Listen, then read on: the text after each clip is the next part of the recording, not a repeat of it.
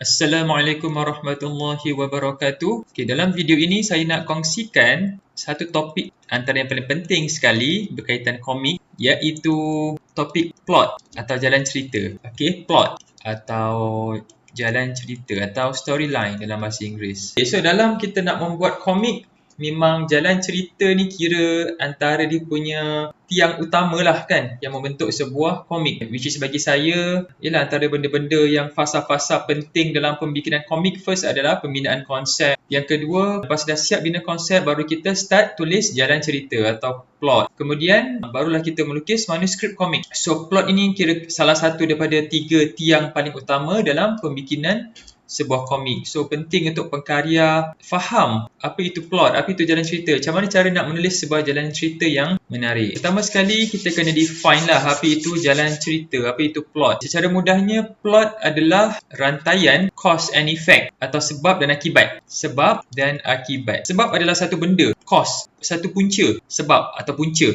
Akibat pula implikasi yang terjadi disebabkan oleh perkara yang berlaku tadi, punca tadi. So punca menghasilkan sesuatu, akibat, consequence atau implikasi atau kesan. Contoh sebab adalah orang makan nasi. So apa akibatnya? Akibatnya dia kenyang. Itu contoh, semudah itu.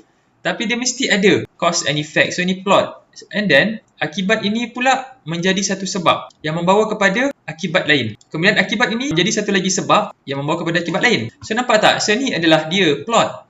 Ini adalah satu rantaian atau jalan cerita, iaitu rantaian sebab dan akibat. Dia sentiasa bersambung. So bila ada yang tak bersambung, contoh dari sebab ni ke akibat, dia tak ada rantaian. Itu yang kita panggil plot hole. Dia ada hole kat sini. Dia ada lubang. Dia ada something yang tak connected. Dia ada dot yang tak connected, yang tak bersambung. Itu yang kita panggil sebagai plot hole. Sama ada disengajakan ataupun tidak disengajakan. Kalau kita sengajakan plot hole, maksudnya tu memang cara kita nak sampaikan cerita lah. Tapi kalau plot hole itu kita tak sengajakan, bermaksud itu adalah kelemahan penulisan kita. Sebab dan akibat. Plot ataupun jalan cerita adalah rantaian sebab dan akibat. Dia kena sentiasa connected. Tapi kalau kita nak sampaikan cerita tanpa mengikut kronologi, boleh, tak ada masalah. Tetapi mesti dia boleh disusun sampai kita dapat membina sebuah rantaian sebab dan akibat tanpa ada lubang ataupun plot hole. Satu lagi definisi tentang plot atau jalan cerita adalah plot merupakan perubahan emosi watak. Contoh macam ni. Okey, ni graf emosi. Ni adalah graf emosi watak utamalah. Watak hero ke heroine tak kisah. Kat sini sedih lah, sedih. Kat sini dia happy. Plot adalah perubahan pada emosi watak tu. Contoh,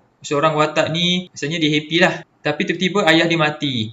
Kemudian dia terpaksa tinggal dengan ibu tiri dan adik-beradik tiri. Kemudian dia telah dibuli oleh adik-beradik tiri. Sampailah satu masa dia telah dijemput ke sebuah majlis tari menari putera raja. Kemudian kat situ dia telah menari dengan putera raja. Kemudian nampak tak ada perubahan kat situ? Dia seiring dengan ceritalah dan akhirnya putera raja suka kat dia. Masa tu dia sangat-sangat happy lah.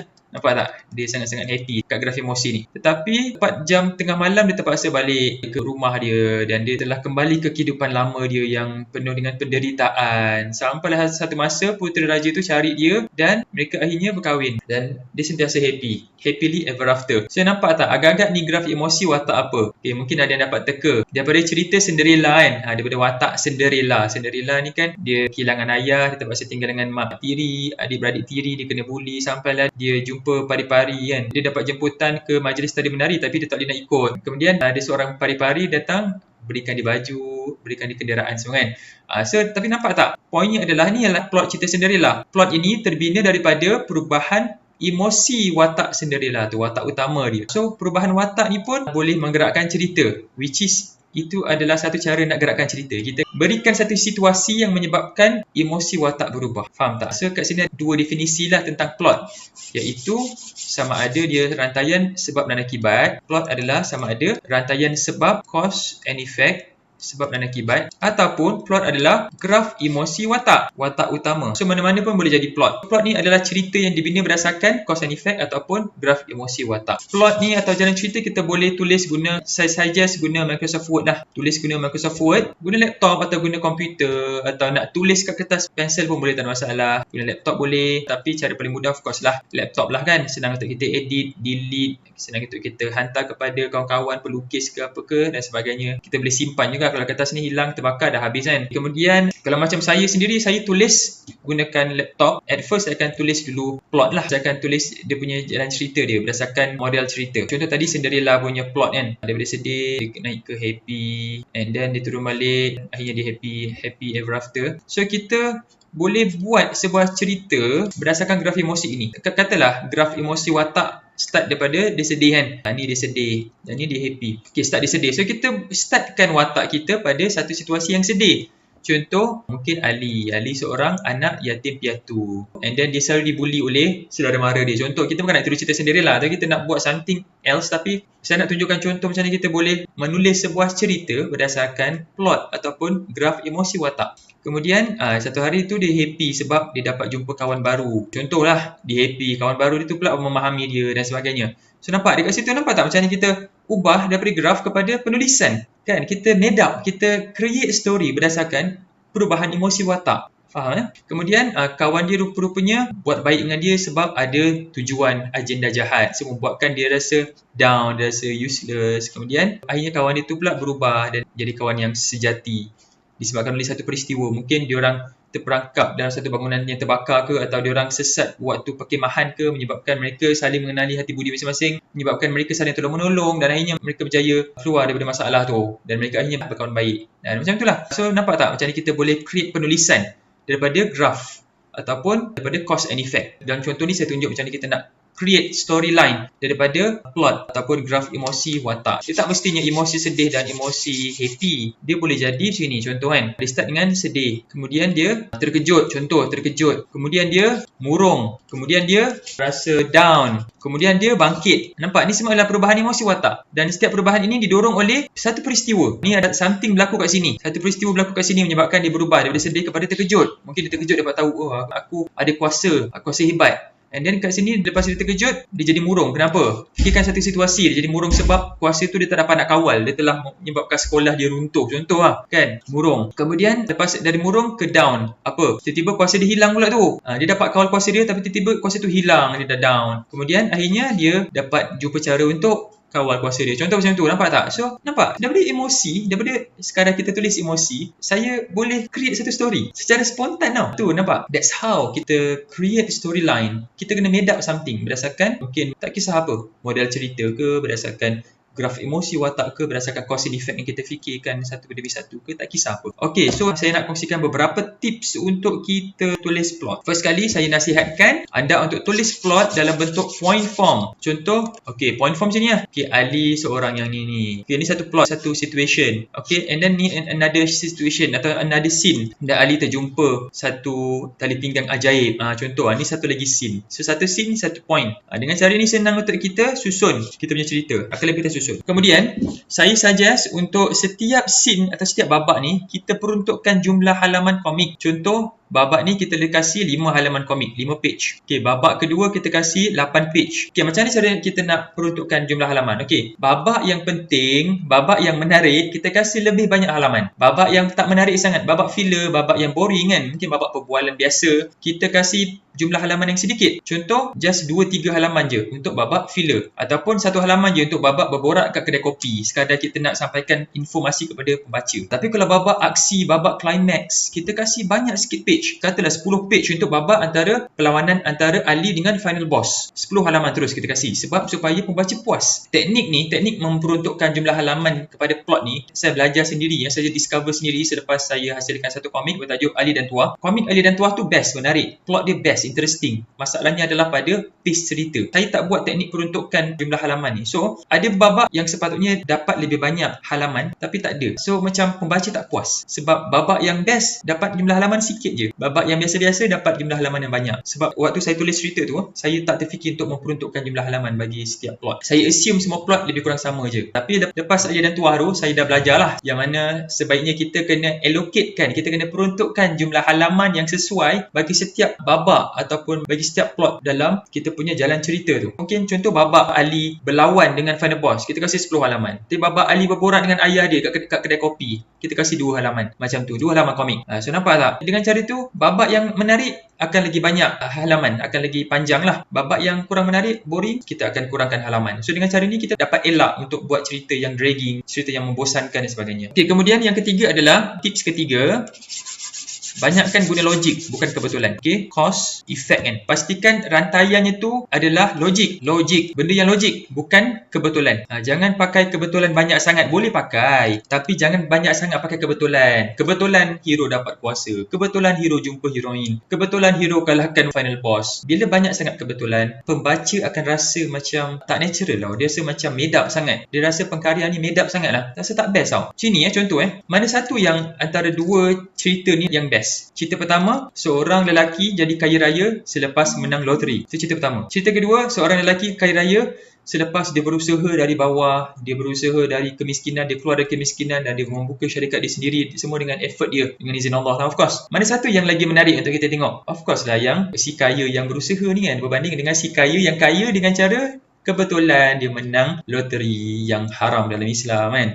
So of course kebetulan boleh digunakan, tapi jangan banyak sangat. Banyakkan logik saja. Tips seterusnya adalah pengkarya kena faham watak utama. Kita kena faham apa dalam kepala dia. Dan cara untuk faham adalah kita kena tahu, kita kena create dia punya background story. So bila kita ada background story, kita boleh faham apa dalam kepala watak dan seterusnya mudah untuk kita gerakkan plot ataupun jalan cerita. Saya nampak, bila kita ada background story, bila kita create background story untuk watak, contoh kita tetapkan watak ni jenis macam mana dia punya personality dia, macam mana dia punya keluarga dia, adakah dia datang daripada keluarga yang susah atau keluarga yang senang, adakah dia datang daripada keluarga yang bahagia ataupun tidak, atau keluarga yang berpecah. So sebab watak yang datang daripada keluarga berpecah berbeza daripada watak yang datang daripada keluarga yang bahagia, berbeza personality, berbeza mentality, pemikiran dan sebagainya. So jalan ceritanya pun berbeza lah. Sebab berbeza pemikiran kan, decision yang dibuat pun berbeza. Bila kita dah create background story, kita boleh faham watak, dan bila kita boleh faham watak, kita boleh tahu apa yang watak akan buat dalam cerita yang kita create sendiri tu. Dengan cara itu, satu, watak akan lebih convincing, cerita akan lebih convincing. Yang kedua, mudah untuk kita develop story. Masalahnya kita susah nak develop story ni bila masa tahu, bila kita tak faham watak. Kita tak tahu kalau watak dalam situasi tu apa yang dia akan buat. Kita tak tahu sebab kita tak faham watak. Bila kita tak tahu apa watak akan buat dalam situasi tu, tu yang kita start buat jalan cerita tu. Tip terakhir adalah rancang peletakan daya penarik. Ni another graph banyak pula graph. Ni adalah graf pembacaan komik. Graf pembacaan ni bukan graf emosi tau. Ni graf pembacaan komik lain. Graf pembacaan komik. Katalah komik, kita nak buat komik 100 halaman. So ni halaman kosong, ni halaman terakhir, halaman 100. Okey, ni adalah perhatian. Okey, ni halaman. Paksi X adalah halaman komik. Paksi Y adalah perhatian. Tahap perhatian, tahap fokus ataupun tahap fokus pembaca. Bila pembaca start baca komik tu, dia akan start pada tahap fokus yang tinggi lah. Sebab dia excited nak baca kan. Dia baru beli komik tu. So dia akan jadi sangat fokus tau. Tetapi naturally otak kita ni senang hilang fokus. Especially pada benda yang bosan. Naturally tahap fokus pembaca tu, makin banyak halaman dia baca, makin berkurang dia punya tahap fokus dia. So kalau komik tu teruk, sebelum sempat pembaca habis baca, pembaca dah tutup dah komik tu. Mungkin pada page ke-80. Sebab bosan. Kenapa dia rasa bosan? Sebab dia tak dapat nak fokus pada cerita dia. Cerita dia dragging, cerita dia bosan, tak kena dengan taste dia. So akhirnya dia tutup buku komik. Susah payah kita lukis komik tu kan. Okey, apa cara kita jadikan komik tu menarik? Kita letak daya penarik dan kita spreadkan pada the whole komik. Contoh, kita letak satu daya penarik pada page 10. Setiap 10 page kita letak satu daya penarik. So ni daya penarik. Ada kat sini satu, ada kat sini satu, ada kat sini satu, ada kat sini satu. So kita spreadkan, kita sebarkan daya penarik pada the whole komik. Dengan ini dia punya attention span dia akan, pembaca akan start pada tahap paling tinggi lah, tahap fokus. Dia akan baca sampai page ke-10 ada benda yang menarik berlaku, membuatkan perhatian dia naik balik, tapi dia akan berkurang balik. Tapi page 20 ada satu lagi daya penarik yang membuatkan pembaca kembali fokus, naik balik dari tahap fokus. Nampak tak? Dia akan berulang sampailah dia dapat habiskan komik itu pada tahap fokus yang tinggi macam ni. Dekat sinilah komik tu akan memberikan impak kepada pembaca, sebab pembaca boleh fokus. Bila pembaca boleh fokus sampai ke akhir cerita, pembaca akan dapat hadam message yang ada dalam komik tu. Nampak tak? So cara untuk kita kekalkan fokus pembaca adalah dengan cara meletakkan daya penarik pada keseluruhan komik, bukannya pada the whole thing tau. Ada daya penarik pada halaman-halaman tertentu. Faham tak? Mungkin harapnya faham. So apa daya penarik yang kita boleh masukkan? Ada Ada 5 daya penarik dalam komik. Daya penarik bacaan komik Sorry tulisan buruk. Yang pertama adalah humor. Ini paling mudah lah, humor lah. Buatkan pembaca ketawa. Ada banyak jenis humor. Ada humor slapstick, ada humor bahasa, humor pun, ada dark humor, serious humor dan sebagainya. Tapi make sure lah gunakan humor yang patuh syariah lah. Janganlah humor yang mungkin humor yang yang lucah ke, atau humor kotor, lawak tandas semua, elakkanlah. Kita masukkan humor, benda yang kelakar. Bila pembaca ketawa, daya fokusnya akan kembali meningkat. Dia akan kembali fokus pada bacaan. Humor adalah cara paling mudah untuk kita capture fokus ataupun attention pembaca. Yang kedua adalah twist. Penarik yang kedua, twist, iaitu kita buatkan pembaca ni dia tak dapat nak jangka jalan cerita. Kita buatkan pembaca terkejut dengan jalan cerita kita. Itu adalah twist. Yang ketiga adalah emosi. Kita masukkan babak emosi. Kita masukkan babak emosi sedih atau emosi kecewa, heartbroken dan sebagainya. Yang keempat adalah aksi. Ni kalau kita nak buat karya untuk kanak-kanak, memang kena banyak masukkan aksi lah. Sebab aksi ni benda yang boleh menarik minat kanak-kanak. So aksi ni maksudnya mungkin aksi kejar mengejar ke, aksi berlawan dan sebagainya. Dan last sekali adalah misteri. Something yang membuatkan pembaca berfikir tau. Something yang menggerakkan kepala otak pembaca ni. Dia kalau pembaca baca je kan, dia tak berfikir, tu yang jadi mengantuk, boring, bosan. So kalau kita buatkan pembaca berfikir, kita kasih misteri sikit, kita kasih tanda tanya sikit, so pembaca akan dapat follow sampai ke habis cerita. Pada akhirnya dia dapat menghadam message dan komik tu memberikan impak kepada pembaca. So ni antara 5 daya penarik yang kita kena masukkan dalam komik. Kita kena spreadkan tau. Jangan kita masukkan kat satu tempat je. Yang kita letak semua ni pada awal cerita je. Kan pertengahan dengan hujung tak ada daya penarik. So tu akan membuatkan pembaca awal-awal je rasa best. Lama-lama dah rasa bosan. Dia pun tutup buku komik. Ataupun mungkin dia habis baca tapi dia tak ulang balik, dia tak ulang baca. So bentuk rugi lah. Kita dah susah payah buat. Kalau boleh kita nak seramai mungkin pembaca dapat manfaat daripada komik kita tu. Okey, sekian saja. Terima kasih, harap dapat manfaat daripada perkongsian saya hari ini. Jumpa lagi dalam video yang seterusnya.